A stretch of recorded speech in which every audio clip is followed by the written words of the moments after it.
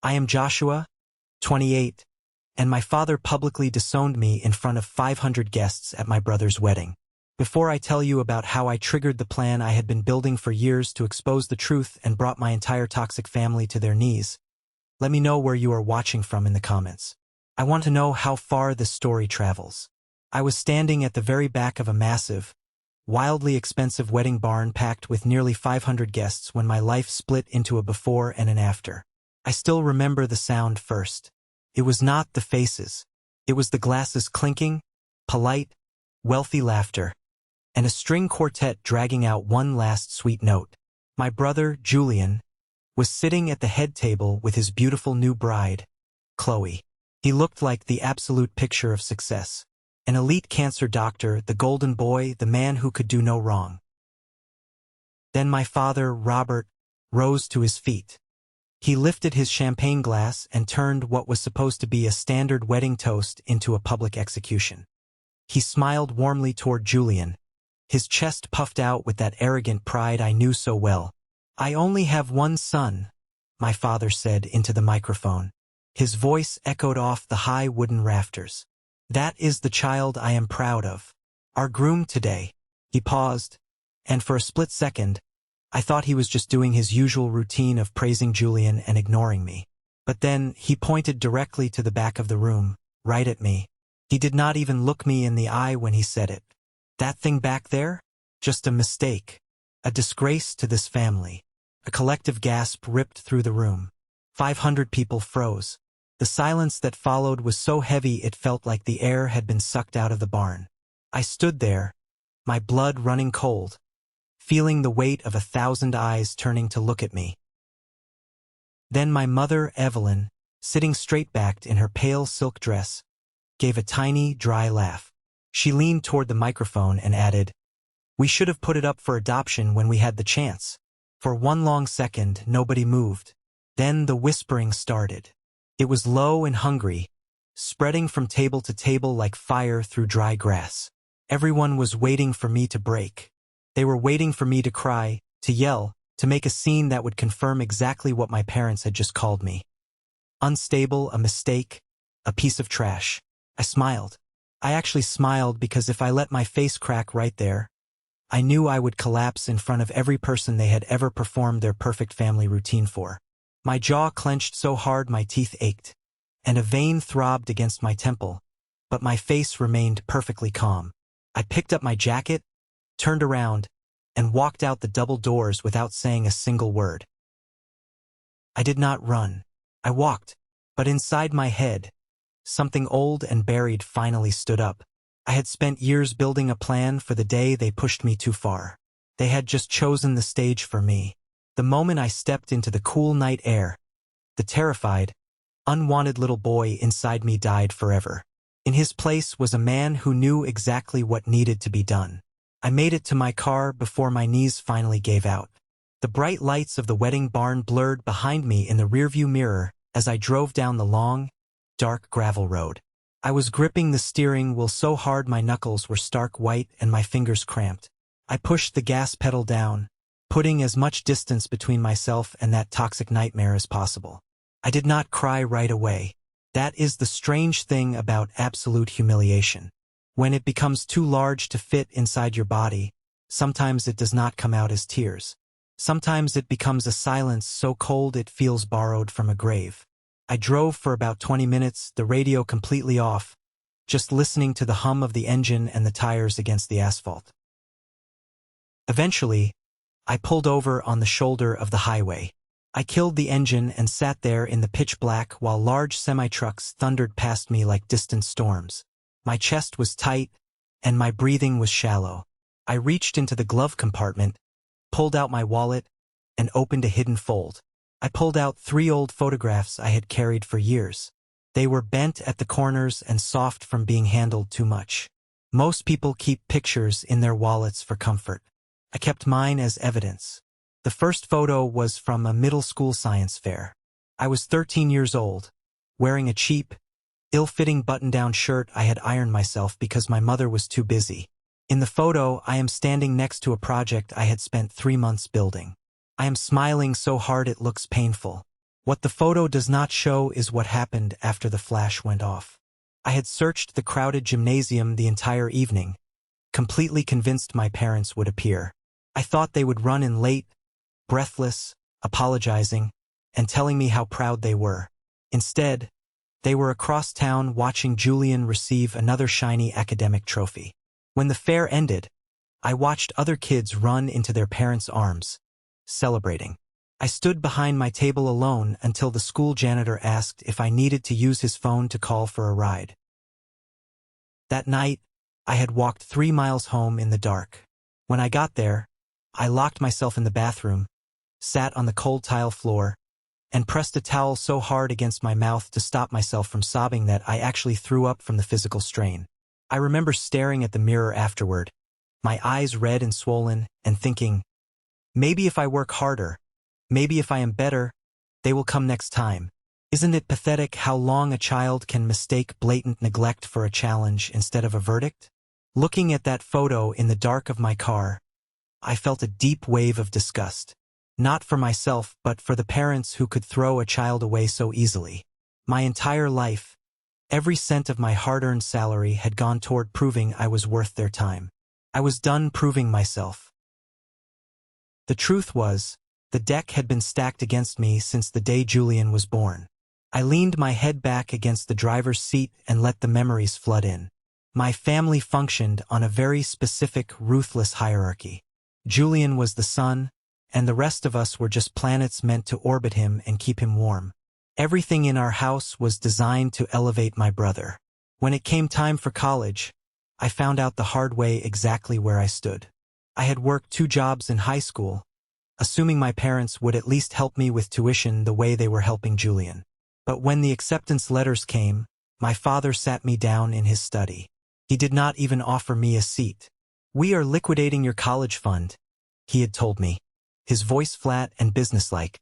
"Julian's medical school track requires significant financial backing. He is an investment. You, Joshua, need to learn the value of hard work.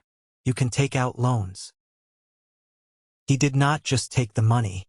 He took my future and handed it to Julian on a silver platter. I watched my brother drive a brand new car off to a prestigious university, while I worked night shifts at a warehouse just to pay for community college credits. Julian never thanked me. He never acknowledged the sacrifice. He just smiled his perfect, practiced smile and accepted it as his birthright. Over the years, Julian learned how to weaponize my parents' favoritism. He was brilliant at it. He never had to get his hands dirty. If he made a mistake, he knew exactly how to twist the narrative so the blame landed squarely on my shoulders. When he wrecked his car drunk at 19, he told my parents I had given him the keys and encouraged him to drive. They did not even ask for my side of the story. My father threw me out of the house for a week. Julian watched from the window sipping a soda. That was the dynamic. As long as Julian looked like a savior, a genius, an elite cancer doctor, my parents could parade him around the country club and soak up the admiration of their wealthy friends. They needed Julian to be perfect to validate their own fragile egos. And to make him look brighter, they needed me to be the dark, troubled shadow. I was the cautionary tale they told at dinner parties. "Oh, poor Joshua. He just can't seem to get his life together. Thank God we have Julian." They had built a massive, glittering house of cards on top of my back. And sitting there on the highway, with the echo of 500 people laughing at me still ringing in my ears, I realized something vital. If I pulled myself out from under them, the whole damn house was going to come crashing down. I flipped to the second photo in the stack. It was a picture of me and my grandfather, David. It was taken on his back porch 2 summers before he passed away. He had one heavy, weathered hand resting on my shoulder, his old straw hat tipped back against his head. His eyes were cloudy by then, but whenever he looked at me, he made me feel seen. It was a kind of unconditional love that almost hurt to experience because it was so rare in my life. Grandpa David was the only person who saw through the charade my parents put on. He used to sit me down on the porch steps, hand me a glass of iced tea, and whisper whenever no one else was listening, "You are the strongest one in this family, Joshua. Do not let them break your spine." At the time, I thought he meant it as simple comfort. Years later, sitting in my car, I realized it was an apology. He knew exactly what kind of house I was growing up in. He knew what it meant that Julian's science fair ribbons and medical school acceptance letters were framed in the grand hallway, while my modest achievements disappeared into kitchen junk drawers or the trash. A week before he died, Grandpa David called me into his hospital room. The machines were beeping softly, and he looked incredibly frail. He reached out with a trembling hand, gripped my wrist with surprising strength, and made me promise him something. "Joshua," he rasped, "promise me you will never beg for love from people who are too hollow to give it. You walk away." I promised him, of course. I promised him with tears streaming down my face. And then I spent the next decade breaking that promise every single day. I kept going back. I kept trying to fix a machine that was designed to crush me. When Grandpa David died, my father turned the funeral into a networking event. He shook hands with hospital administrators over the casket, using his own father's death to push for Julian's upcoming promotion. I remember standing in the rain at the cemetery, watching my father hand out business cards, feeling a profound, sickening disgust. My grandfather's estate, a modest but meaningful inheritance, mysteriously vanished into my mother's investments before the dirt on the grave was even settled. I never saw a dime of it, but Julian suddenly had the down payment for a luxury condo. Staring at the photo of Grandpa David, I traced the edge of his face with my thumb. The third and final photo was of my Aunt Sarah. "Joshua, listen to me," she said fiercely. "One day, the truth about this family will come due. You just make sure you are the one holding the receipts." At the time, I thought she meant karma in some vague spiritual sense. I thought the universe would eventually step in and punish them for their cruelty. Sitting there on the shoulder of the highway, having just been discarded like garbage in front of 500 wealthy socialites, I finally understood what she really meant. She meant debt, real debt, the kind that accumulates massive interest over time. My parents only understood one language: consequences. They did not stop when you cried. They did not stop when you pleaded. They would only stop when the cost of their cruelty became too expensive to bear. And unlike the shaking little boy standing alone at the science fair, I was no longer waiting for them to choose me. I was done auditioning for basic human decency. I put the 3 photos back into my wallet and tucked it securely away. I reached out, turned the key in the ignition, and the engine roared to life. I merged back onto the highway and drove home with a strange, terrifying calm settling over my chest. By the time I turned into my driveway, I already knew that what happened in that wedding barn was not the worst thing they had ever done to me. It was simply the last thing. My house was dark when I walked through the front door, but I did not bother turning on the lights right away. I stood in the entryway, my suit jacket in one hand, my car keys tightly clenched in the other, and just listened to the steady sound of my own breathing. I was perfectly sober, perfectly awake, and absolutely dangerous. I walked directly to my home office. I bypassed the main desk and went straight to the heavy oak bookshelf in the corner. Behind a row of old college textbooks, I pulled out a small, locked fireproof safe. I punched in the code, the heavy metal clunked open, and I pulled out a small black digital voice recorder and a thick USB drive. I had bought that recorder 4 years earlier. Back then, my suspicion was still something I hated myself for. I still desperately wanted to believe there had to be some hidden reason for my father's coldness, some explanation that would make the architecture of my family less monstrous. But monsters rarely hide behind fangs and claws. Most of them hide behind expensive suits, polite manners, and country club memberships. I sat down at my desk, booted up my laptop, and plugged in the USB drive. I clicked through a maze of hidden folders until I reached one securely labeled Tax Receipts 2019 to 2023. That label was fake, of course. Inside was a digital graveyard. Photos, banking notes, dates, and audio files. Years of fragments. Years of quietly observing while my family assumed I was too much of a failure to be a threat. I clicked on the first audio file. It was dated 18 months ago. I hit play.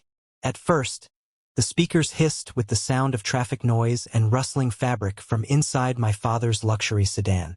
I had slipped the recorder under his passenger seat after he borrowed my car jumper cables. Then my father's voice came through. It was low, intimate, and warm in a way I had never, ever heard him speak to my mother.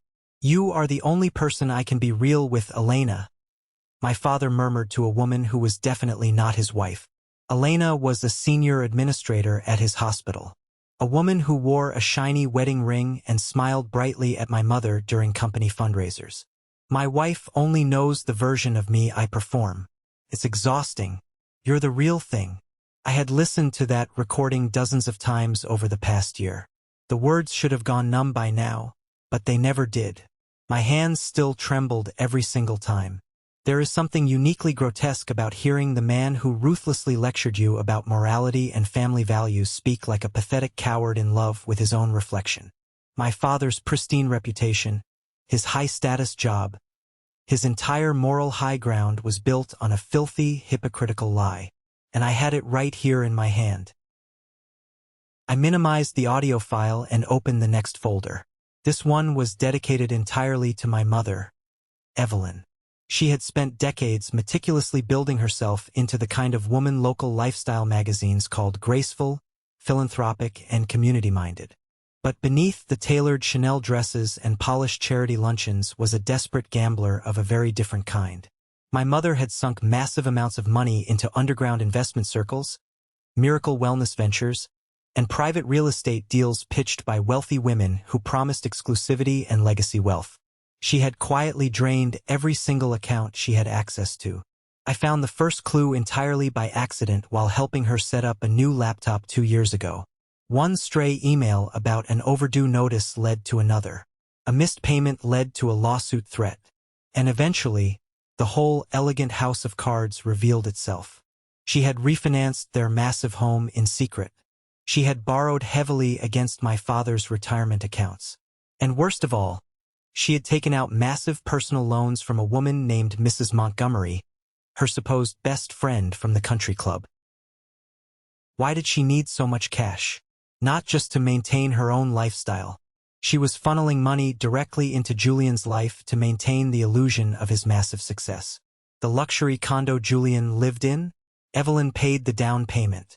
The expensive PR firm Julian hired to boost his profile at the hospital, Evelyn covered the retainer. She was buying her golden child's perfection with money she did not have. Right now, looking at the scanned documents on my screen, I saw the final nail in her coffin. Mrs. Montgomery was done playing nice. I had intercepted a legal letter sent to my mother's private P.O. box. It was a formal notice of intent to sue for breach of contract and seize assets. The queen of the local social scene was secretly drowning in debt, and her friends were getting ready to publicly strip the crown from her head. I printed the legal notices, the bank transfer records, and the loan agreements. I neatly stacked the papers and slid them into a crisp, unmarked manila envelope. My mother had stood in front of 500 people tonight and said I should have been put up for adoption. I wondered how eager she would be to talk about adoption when she was homeless and facing a fraud investigation. Finally, there was Julian, my brother, the family masterpiece, the elite doctor whose medical achievements supposedly outshone my very existence. My parents praised him so relentlessly that even Julian started to believe his own hype. On paper, he was flawless, but I had watched the machinery up close. I knew how he edited his stories. I knew how he weaponized silence. I opened the folder titled The Golden Sun. Inside were dozens of screenshots. How did I get them? Julian is arrogant, but he is incredibly careless with his technology. When he upgraded his phone a year ago, he asked me to wipe the old one to sell it, assuming I was too stupid to look inside. He was wrong. I backed up everything. Julian, the devoted, loving groom who had just married the beautiful, trusting Chloe, was a predator. The screenshots were a parade of late-night texts, deleted dating app profiles, and explicit photos. He was actively sleeping with 2 different nurses at his hospital and aggressively pursuing a young medical resident.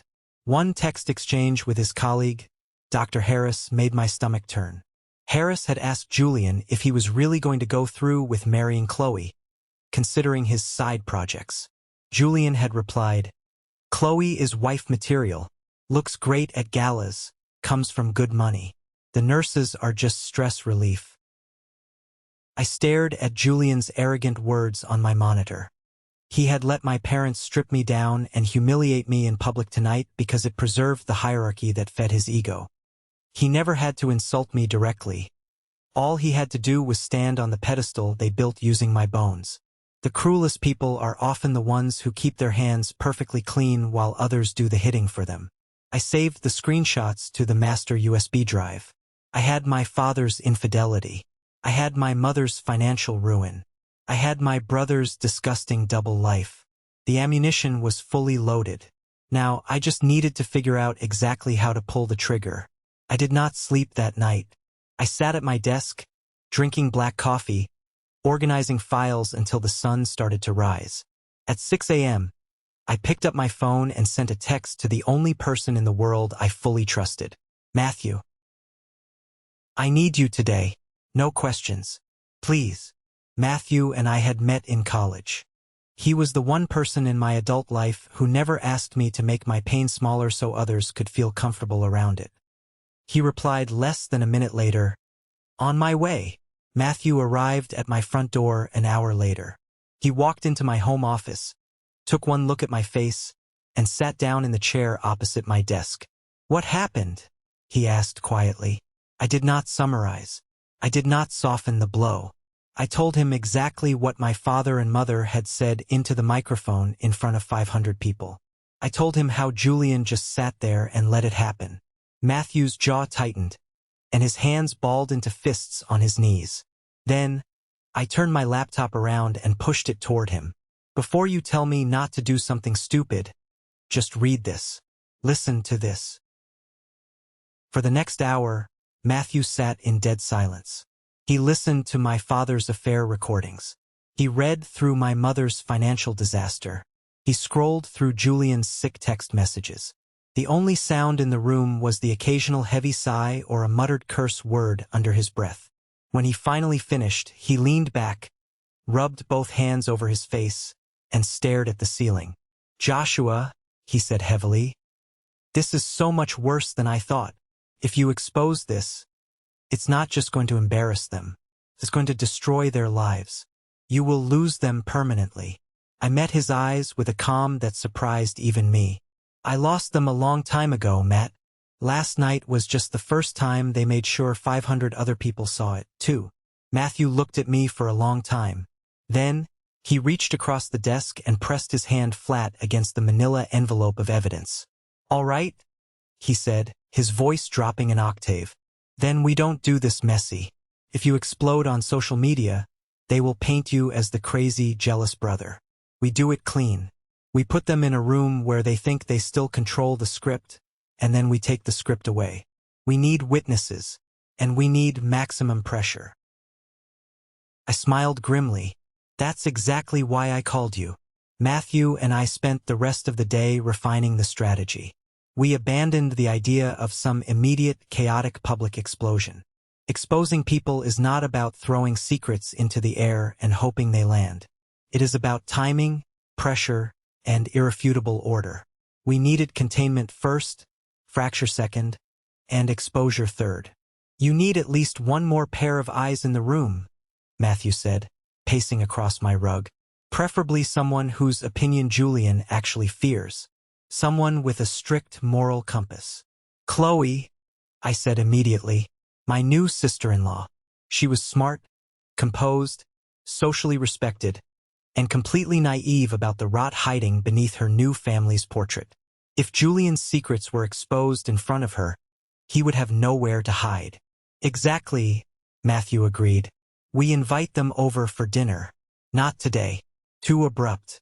2 days from now. Just enough time for everyone to cool down and assume you've accepted your punishment." I pulled out my phone. I needed to send a message that sounded restrained, defeated, and ashamed. I hated playing the victim, but Matthew was right. Narcissists like my parents are always most vulnerable when they think they have broken you back into obedience. I drafted the text and read it aloud to Matthew. Dad, Mom, Julian. I don't want things to stay the way they were after the wedding. We should talk privately. Dinner at my place. Thursday at 7 p.m. Please come. Bring Chloe. I would like to apologize and fix this before it gets worse. I hit send. Felt like swallowing glass, but I knew the bait was perfect. My father replied 2 hours later with a single arrogant word. Fine. My mother sent absolutely nothing. Julian responded late in the afternoon. For Chloe's sake, let's act like adults. We will be there. I almost laughed out loud at that text. Act like adults. As if publicly calling your own flesh and blood a mistake in front of 600 guests was a hallmark of mature adulthood. The trap was set. They were walking right into the slaughterhouse, completely convinced they were the butchers. The next 48 hours were purely about logistics. I was not going to leave a single detail to chance. I duplicated all the audio files onto a hidden drive and uploaded a secure copy to a cloud folder. I printed selected financial documents and sealed them in thick envelopes. Matthew came over on Thursday afternoon to help me set the physical stage. My house was modest, but I cleaned it until it shined. I set the dining table exactly the way my mother built every holiday table growing up. Tasteful, controlled, and deceptive. I lit candles. I aligned the water glasses. I put an expensive roast in the oven so the house smelled inviting. I wanted them to walk in and feel a false sense of absolute superiority. Test the audio, I called out to Matthew. I had placed a sleek, high-end Bluetooth speaker directly in the center of the dining table, disguised next to a floral centerpiece. Matthew pressed a button on his phone from the hallway, and my father's voice purring to his mistress filled the dining room with crystal-clear precision. Perfect, Matthew said, stepping into the room. He had a secondary role tonight. He wasn't going to sit at the table with us. He was going to be in my den, just down the hall, with the door cracked open. If things spun out of control or if my father got violent, I wanted a reliable, physically capable witness on site. But Matthew had added one final, devastating twist to the plan. I made a phone call today, he told me, pulling a small audio routing device from his bag. I have a contact who works as an executive assistant for Mr. Sterling. Mr. Sterling was the head of the hospital foundation board, the man who controlled my father's job and Julian's upcoming promotion. What did you do, Matt? I asked, my heart hammering. I told the assistant that Robert and Julian were going to have a highly sensitive family conference regarding some hospital liabilities tonight. I told her Mr. Sterling needed to dial into the secure line at exactly 7:30 p.m. to listen in silently. I routed the microphone in the dining room directly to this line. I stared at him, stunned. You're wiring the room? If Sterling hears this, my dad's career is instantly over. That is the point, Joshua, Matthew said coldly. They cut you down in front of 500 people. You are going to burn their empire to the ground with one phone call. At 6:45 p.m., headlights flashed across my front window. I stood by the table, straightening my tie. My pulse steadied instead of spiking. I felt a terrifying, absolute calm. The players had arrived. The stage was set. It was time to pull the curtain back. At exactly 7 p.m., the heavy brass knocker on my front door echoed through the hallway. My pulse was a steady, rhythmic drumbeat in my ears. I took one last deep breath, smoothed the front of my shirt, and walked over to open the door.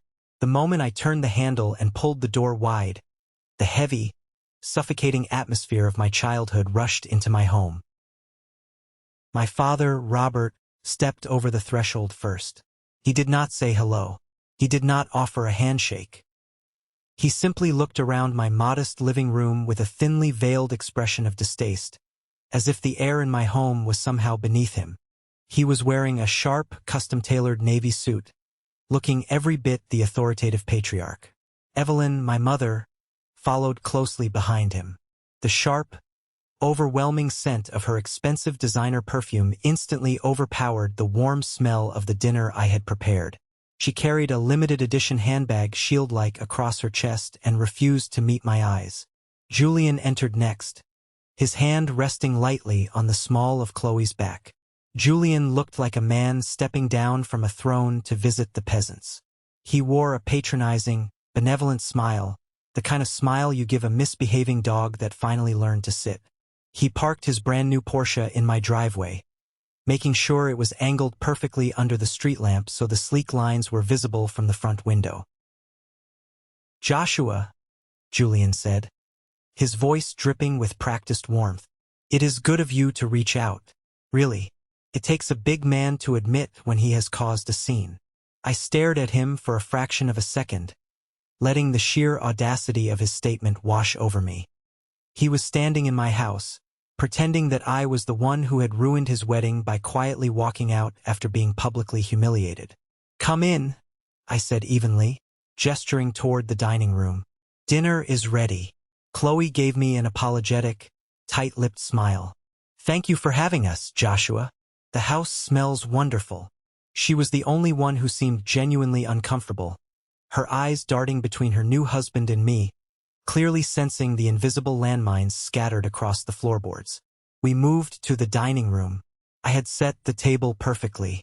The crystal water glasses caught the candlelight, the silverware was perfectly aligned, and the roast sat in the center of the table, looking like a magazine spread.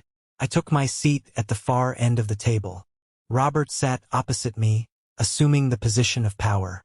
Evelyn sat to his right, Julian and Chloe to his left. For the first 10 minutes, we went through the agonizing motions of a normal family dinner. Plates were passed. Water was poured.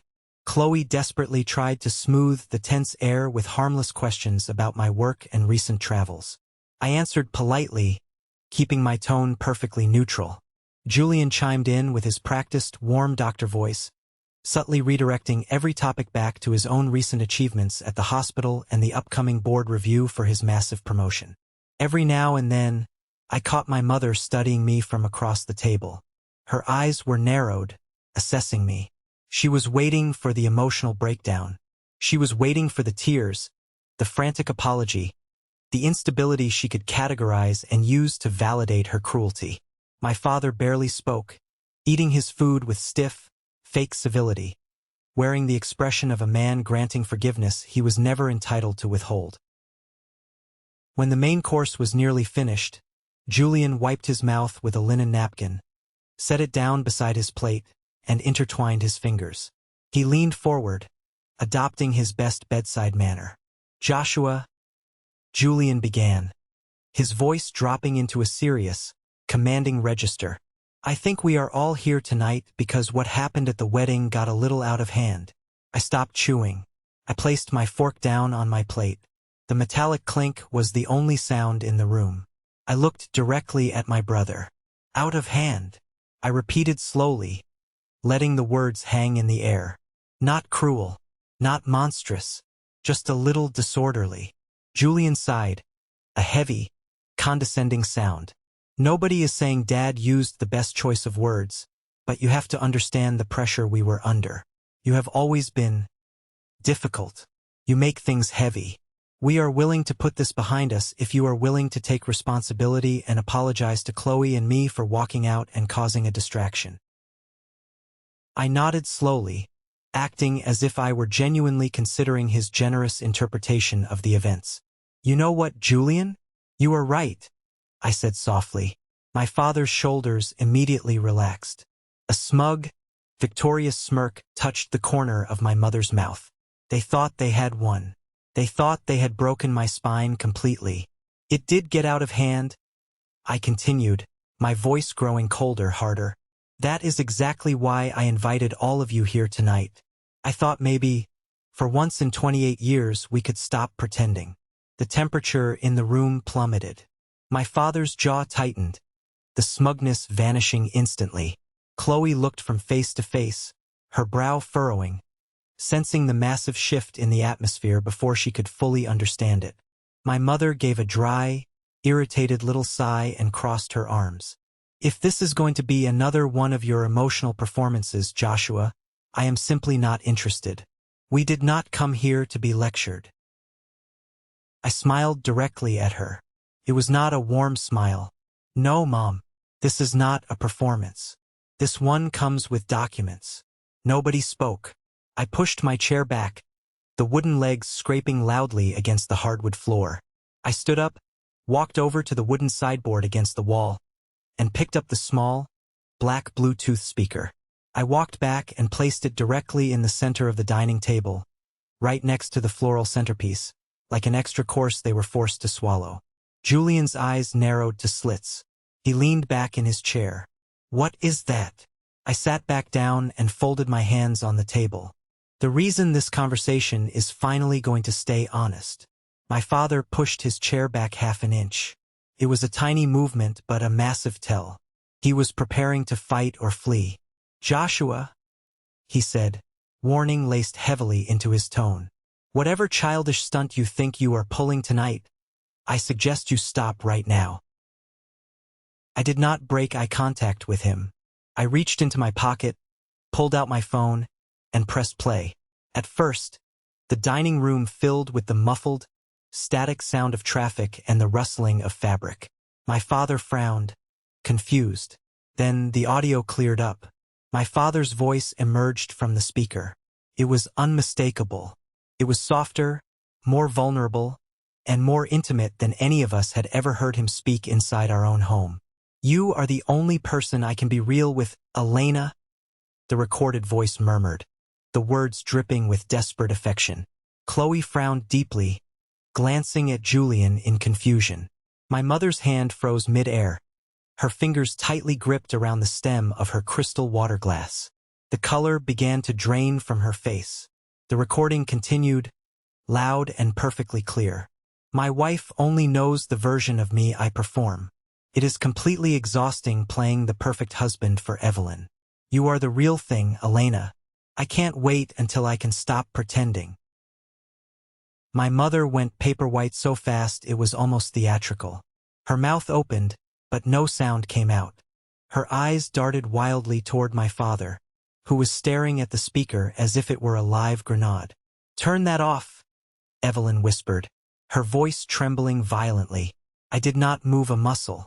My father lunged forward across the table, his arm knocking over his wine glass. The dark red liquid spilled across the white linen tablecloth like a fresh wound. He slammed his hand down on the speaker, violently hitting the pause button and knocking the device sideways onto the floor. "This is insane," he barked, his face flushing a deep, dangerous crimson. Chloe was staring at my father with wide, horrified eyes. "Who is Elena?" she asked, her voice shaking.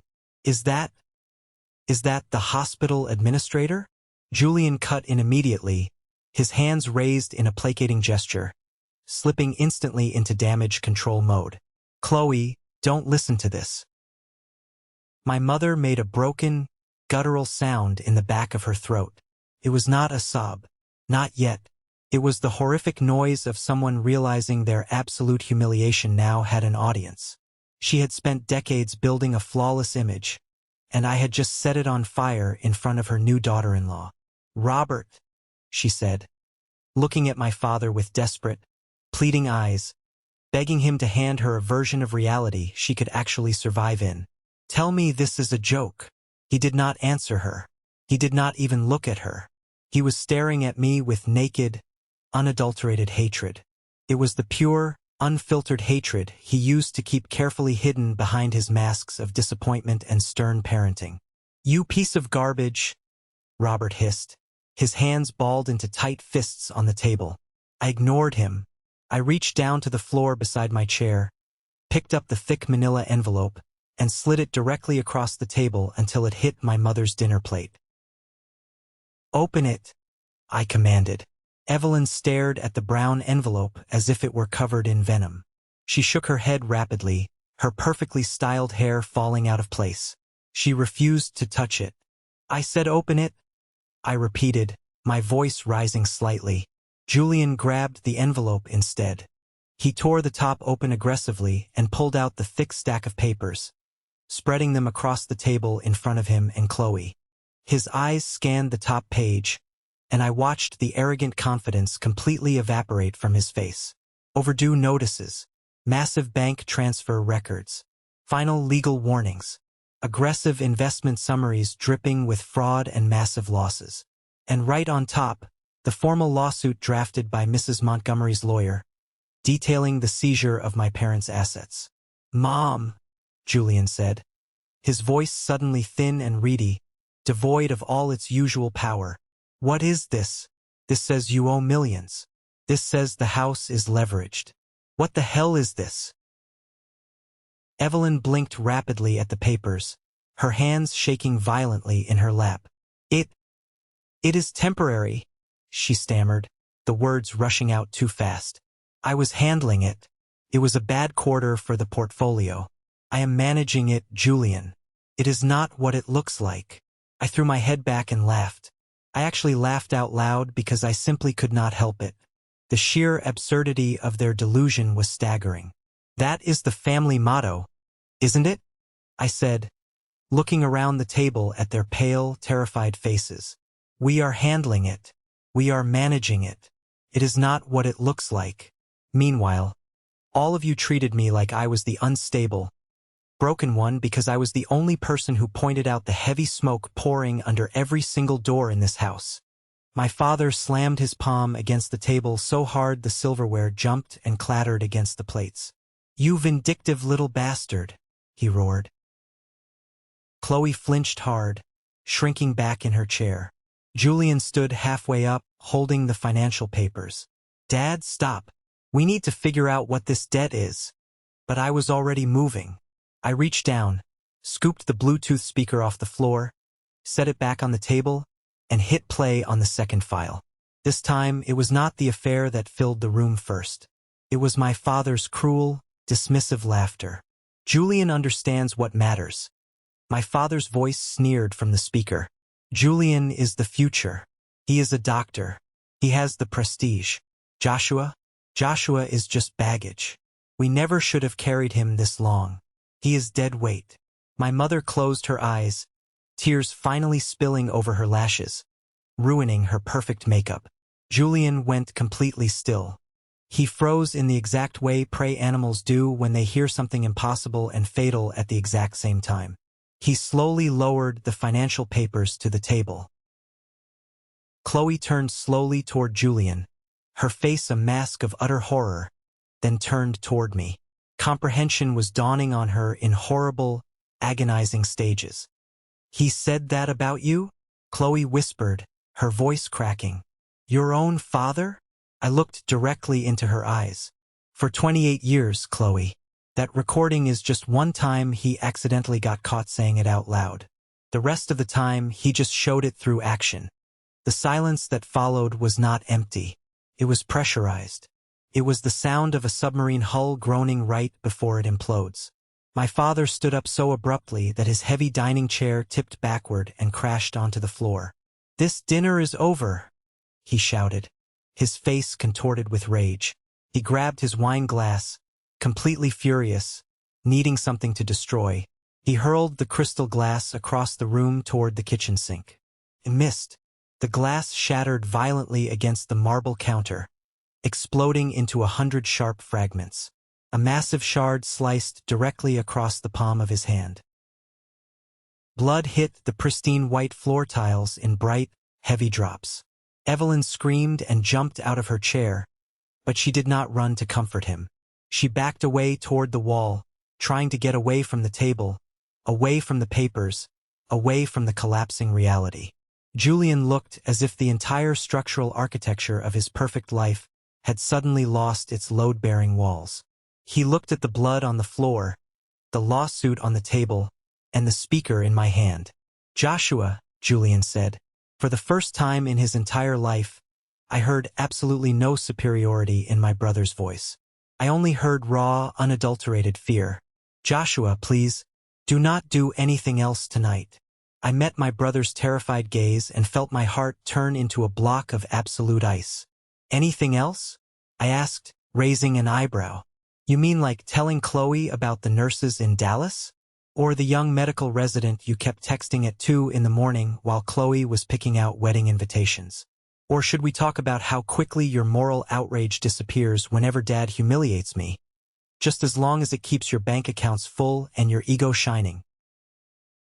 Chloe's chair scraped violently against the floor as she pushed herself backward. She looked at Julian, her eyes wide with a sick, dawning realization. What is he talking about, Julian? Julian turned to her so fast he nearly tripped over his own feet. He reached out, trying to grab her hands. Chloe, no. It's not true. Listen to me, he is lying. He is trying to ruin us because he is jealous.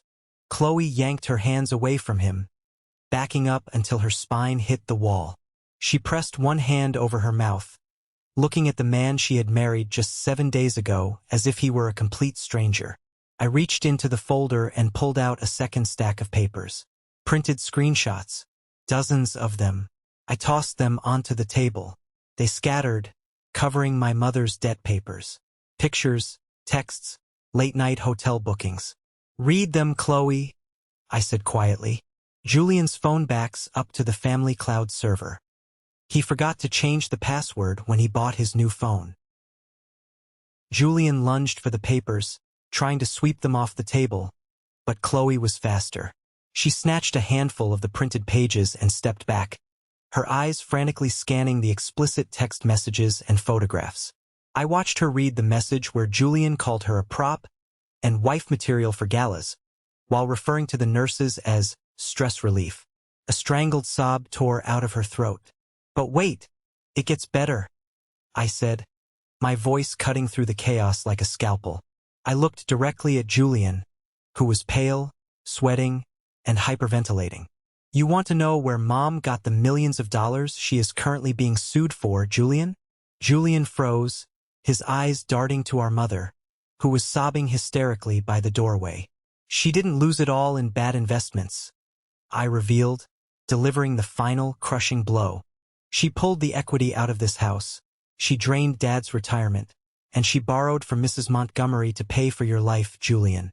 The down payment on your luxury condo, the PR firm you hired to get that promotion, the designer watches and the country club fees. Your entire elite lifestyle is built on stolen money and massive fraud. You aren't a self-made golden boy. You are a parasite.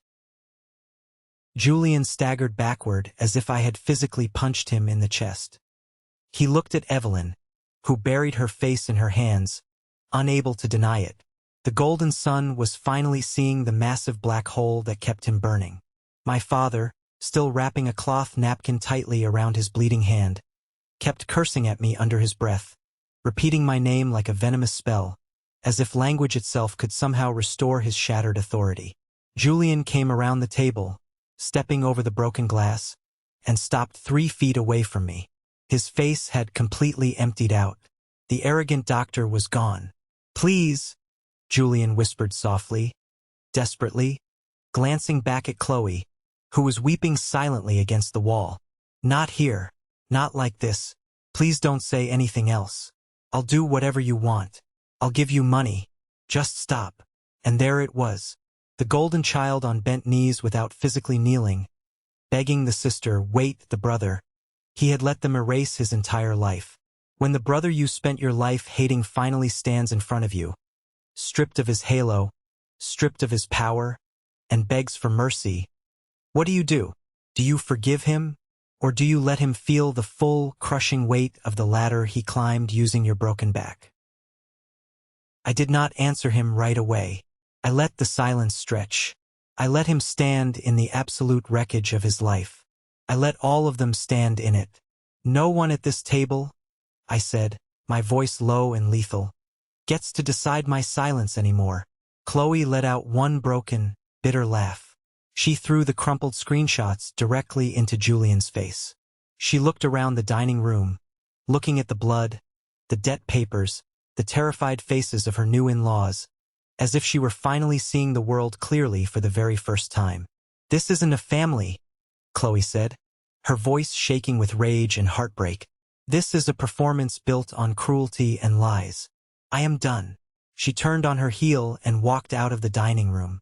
Julian actually dropped to his knees in the foyer, grabbing the hem of her coat, begging her not to leave, his voice cracking so badly it barely sounded human anymore.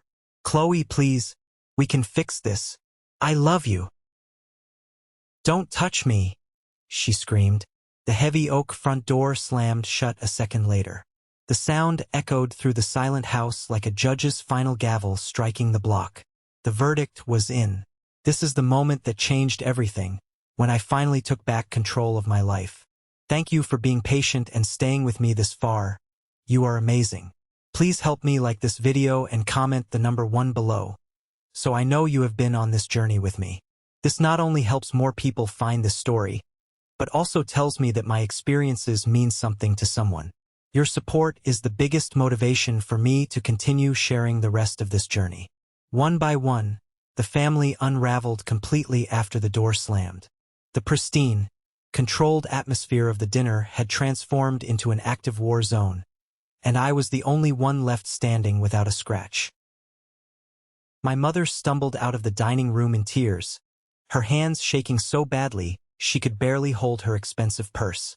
She looked at me one last time, mascara running down her cheeks in thick black lines. "How could you do this to us?" Evelyn whispered, her voice thick with self-pity. "We are your family." That was the moment something inside me snapped clean in two. I stood up so abruptly my chair crashed backward onto the floor. For the first time in my entire life, I did not lower my voice to make room for theirs. "How could I do this to you?" I shouted, my voice booming off the walls. "Do you want to compare damage, Evelyn? Because I can start from when I was 10 years old and go forward from there. You called me a mistake in front of 500 people. You said I should have been given away. And now that your own filthy secrets are sitting on this table with proof attached, suddenly I am the one who crossed a line." Robert stepped toward me, holding his bleeding hand against his chest. His face was a mask of pure, unrestrained malice. "You were always poisoned, Joshua." Robert spat, his eyes blazing. "You were born looking for a reason to destroy us. I will contact my lawyer in the morning. I am cutting you out of everything. You will not see a single dime of inheritance. You are dead to me." For one brief second, the old, traumatized version of me heard that and wanted to fold. I wanted to apologize and shrink back into the shadows. But the man standing in the dining room tonight heard it for exactly what it really was. A confession of his own profound weakness. Right at that moment, the door to the den opened. Matthew stepped out into the hallway. He was calm, solid, and physically imposing. He wasn't being dramatic. He was just present enough to make it explicitly clear to my father that I was no longer trapped alone inside their twisted version of reality. My father turned on him immediately. "Who the hell are you?" he demanded. Matthew didn't flinch. He leaned against the doorframe, crossed his arms, and looked at my father with utter disgust. "Someone who knows that exposure isn't betrayal, Robert. It's just consequences." That shut the room down just long enough for Julian to slowly pull himself up from the foyer floor. He looked pale, sweating, and completely shattered. He looked at me, his eyes hollow, and asked the question that finally revealed exactly who he was beneath all the expensive degrees and polish. "What do you want, Joshua?" Julian asked, his voice trembling. "How much money do you want to keep this quiet?" I stared at him, genuinely amazed. Even then, even after watching his wife walk out the door in tears, even after seeing his parents' lives implode, he still thought this was a business negotiation. He thought there was some private cost to be settled so the family could go back to pretending. "I want the truth to stop costing only me," I said coldly. "Get out of my house." My father threw one last vicious threat over his shoulder about lawyers and custody of family assets, and then stormed out into the night. My mother followed him, weeping loudly. Julian lingered last, standing on my porch, looking at the dark driveway where Chloe's car used to be. "You didn't have to do it this way," Julian whispered brokenly. I looked my brother straight in the eye and answered with the absolute calm I had earned through 28 years of pain. "You all made sure I did." I closed the door in his face and locked the deadbolt. By the next morning, the damage had already spread far, far beyond the four walls of my dining room. My phone was vibrating off the nightstand, completely full of missed calls, frantic texts, and voicemails. Julian had called 23 times. My mother had sent one single message that read, "You destroyed us." I stared at the screen for a long moment, drinking my coffee. Even now, she was rewriting the story. Not "you exposed us," not "you told the truth," but "you destroyed us." As if I had magically created the affair, the mountain of debt, the lies, and the profound cruelty they had built their lives upon. But the real explosion happened at 9 a.m. Matthew arrived at my house with fresh breakfast sandwiches and a grim smile on his face. He sat down at my kitchen island and opened his laptop. "The wire worked perfectly," Matthew told me, pulling up his email. "Remember the secondary part of the plan?" Matthew had routed the audio from my dining room directly into a secure conference line. Mr. Sterling, the head of the hospital foundation board, had dialed in at exactly 7:30 p.m., expecting to hear a professional discussion about hospital liabilities. Instead, he sat in his home office and listened to my father admit to a scandalous affair with a senior hospital administrator. He listened to my brother's explicit texts and unethical behavior with nursing staff being read out loud. He listened to the entire polished facade of the elite medical family shatter into a million pieces. "My contact at the hospital just texted me," Matthew said, taking a bite of his sandwich. "Sterling called an emergency meeting of the ethics committee at 8 a.m. this morning. Your father and Julian were both summoned. They didn't even have time to coordinate their lies." I felt a cold shiver run down my spine. The dominoes were finally falling, and they were falling hard. Exposure in a private dining room was one thing, but exposure in the professional arena where my father and brother derived all their power and arrogance? That was a fatal blow. By noon, none of it was private anymore. Chloe had not gone to a hotel. She had gone straight to her parents' massive estate. Her father was a highly connected lawyer in the city. By 1 p.m., Chloe's legal team had formally filed for an annulment and emergency divorce proceedings, citing severe emotional distress and fraud. But Chloe didn't stop there. She was furious, heartbroken, and completely done playing the polite society game. She posted a cold, careful, and legally sound statement on her social media platforms about discovering profound betrayal, deceit, and deep cruelty inside the family she had just married into. She did not explicitly name anyone, but she didn't need to. In their wealthy circles, people were already viciously talking. The whispers that started at the wedding had turned into a roaring inferno of gossip. Then, the final piece of the puzzle fell into place. Someone, I still don't know who, perhaps a disgruntled guest, had recorded part of the wedding toast on their phone. The clip of my father publicly calling me a mistake, and my mother saying I should have been put up for adoption, was leaked to a local community Facebook group. Once those clips started circulating, the immaculate family image they had spent 3 decades polishing cracked wide open for the entire world to see. The fallout over the next 7 days was swift, brutal, and absolute. My father's downfall came first, and it was spectacular. The hospital foundation board, entirely driven by Mr. Sterling's fury over being deceived, launched a full internal investigation. The affair with Elena was bad enough, but using hospital resources and conference trips to facilitate it broke a dozen moral clauses in his contract. Donors immediately began asking questions. Wealthy benefactors pulled their funding commitments, refusing to be associated with a scandal. By the end of the week, Robert was placed on indefinite unpaid leave. He was forced to resign from his position on the board, stripped of his administrative standing, and pushed entirely out of the role he had spent his life using as proof of his absolute superiority. He didn't just lose his prestigious salary. He lost the reputation that had shielded his cruelty for years. He was a pariah. The lawyer he had threatened to call to cut off my inheritance abandoned him when the retainer check bounced. Then, it was Evelyn's turn to face the music. Her hidden debts, fake investments, and secret financial disasters spread through the exact same social circles where she had always performed elegance and control. Mrs. Montgomery's lawsuit became public record. When the other society wives realized Evelyn had been using their country club luncheons to scout for loans she never intended to repay, they turned on her like wolves. Creditors moved in fast. Because Robert's income was suddenly halted, the massive mortgage payments failed. Bank accounts were frozen pending fraud investigations. Legal notices were taped directly to their heavy oak front door.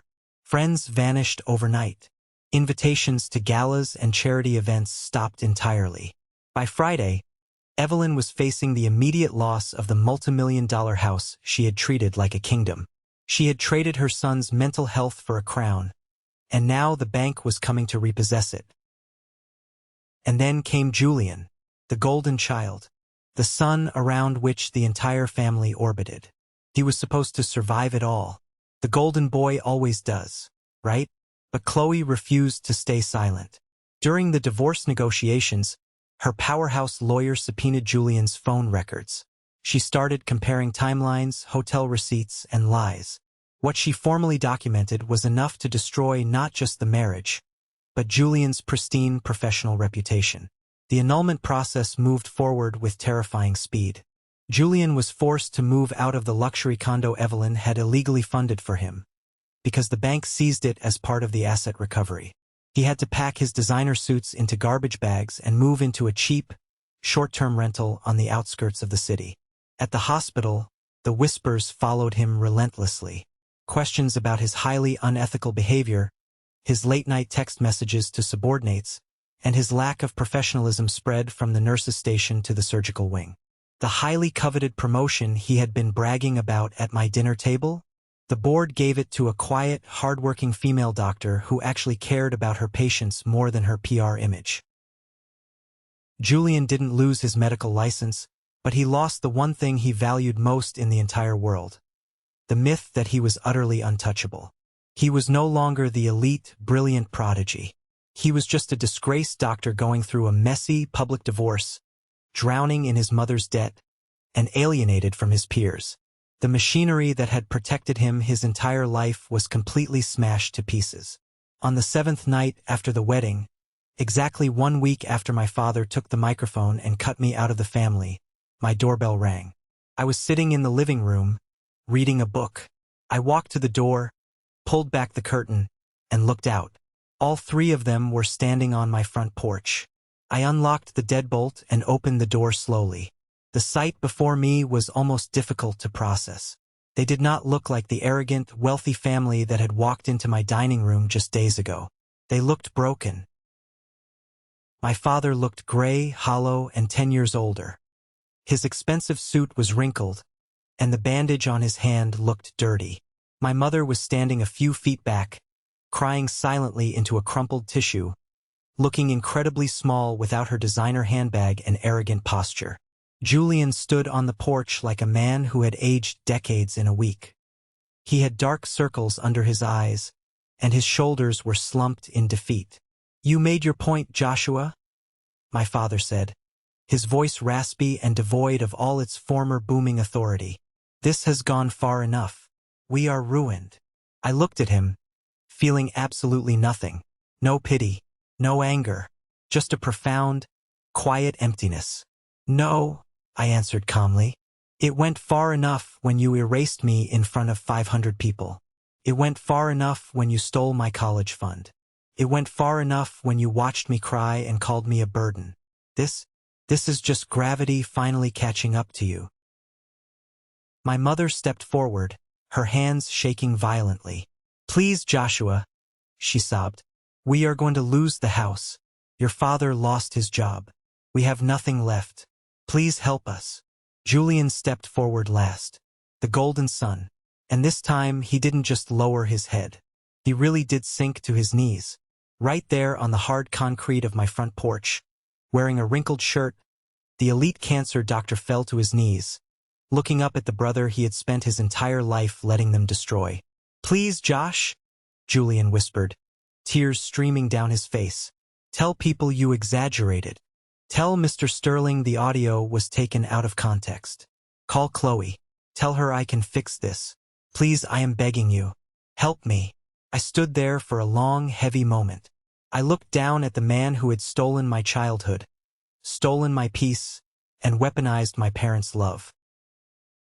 "Julian," I said, my voice incredibly soft, You are not kneeling here because you finally understand my pain. You are not crying because you feel bad for the decades of abuse I suffered. Julian shook his head frantically. I do. I'm sorry. No, you aren't. I cut him off, my voice hardening into steel. You are here because losing me never hurt you. Losing yourselves did. I am not your savior. And I am no longer your scapegoat. None of them could answer. They just stared at me, shivering in the cold night air. I stood there looking at the family that had called me a mistake, and I felt something I had never, ever felt before in my entire life. Absolute, unbreakable peace. I was never the mistake, I said quietly, looking directly into my father's eyes. I was the consequence. Then I stepped back, closed the heavy oak door, and slid the deadbolt into place, leaving them outside in the dark with the ruins they had built themselves. I walked back into my living room. Matthew was sitting on the couch, holding a cup of coffee. He had heard everything through the open window. He didn't ask if I was okay. He didn't offer empty platitudes. He just raised his coffee mug toward me in a silent, respectful toast. I sat down in the armchair across from him and took a deep breath.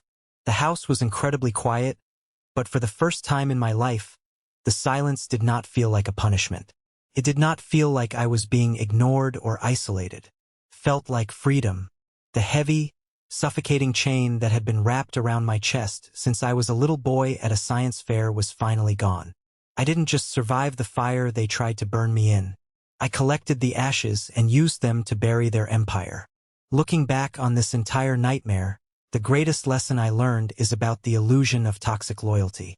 Society conditions us to believe that family is an unbreakable bond, that blood dictates you must endure endless disrespect, manipulation, and pain just to keep the peace.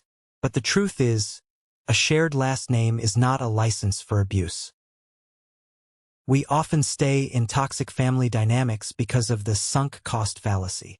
We think, I have loved them and tried to win their approval for 20 years. I can't just give up now. But holding on to a mistake just because you spent a long time making it will only cost you your future. You cannot heal in the same environment that broke you.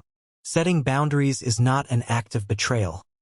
It is an act of deep self-preservation. When people show you they are willing to sacrifice your mental health to protect their pristine image, believe them the first time. You are not obligated to be the collateral damage in someone else's performance. True freedom begins the exact moment you stop auditioning for love that was never meant for you, and realize that your peace is worth far more than their validation. I would love to hear your thoughts on this. What is the one takeaway or lesson from this story that resonated with you the most? Share your perspective in the comments below, or simply drop the word good, so I know you appreciate the lessons this journey brought to light. Thank you for listening.